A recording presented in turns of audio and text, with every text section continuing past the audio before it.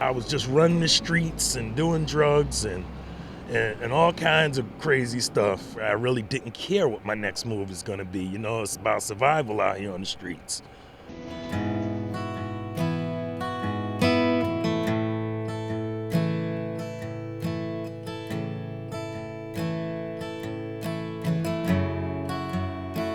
Turn on your radio.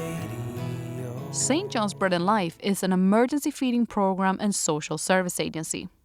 Only last year they served over 500,000 meals to hungry New Yorkers that comes from all walks of life.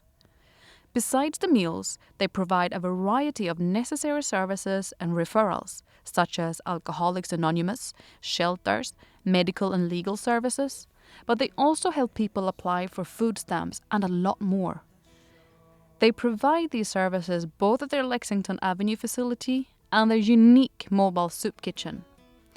The mobile soup kitchen stops at 10 sites a week in Queens, Brooklyn, and Coney Island.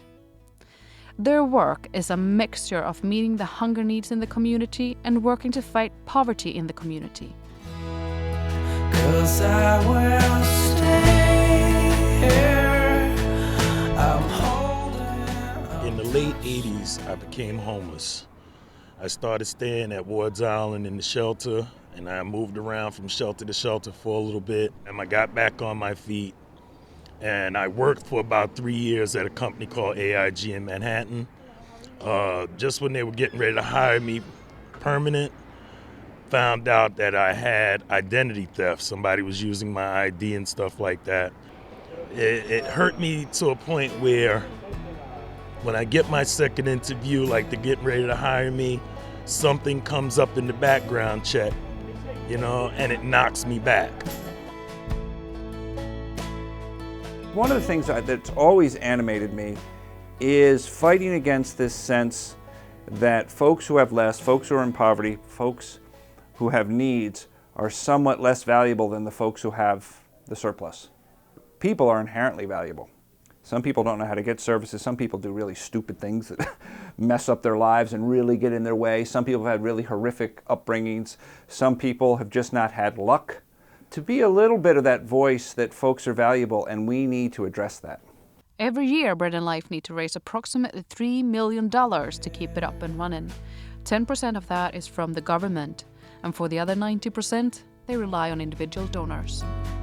Touching ground with little fear. Andre is on public assistance. Thanks to Bread and Life, he got into a 3-quarter house. They also provide him with food, clothing, and legal services. And there's some really good people. They help me out in such a good way that I'm able to save a little bit of money now.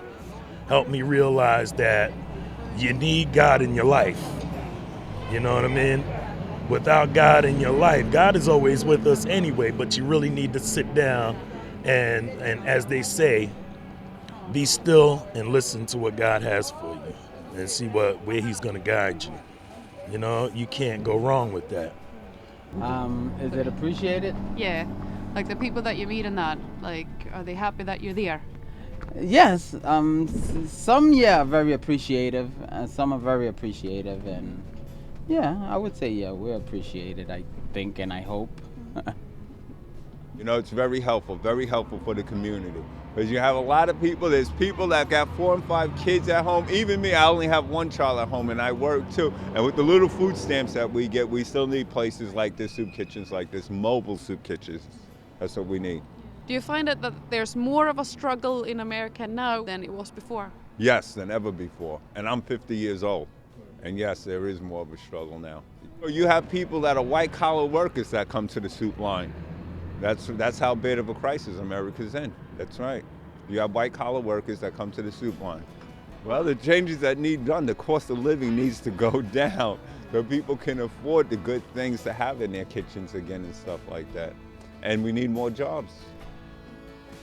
I really give them praise and blessing because without the love that they have for the people, they come out here and they do anything and everything they can to help anybody in need. And that's what a lot of homeless people out here really do need. You know, today is Valentine's Day, so to tell you the truth, I don't have a girlfriend. These are my girlfriends right here. You know what I mean? They put the love back in my heart.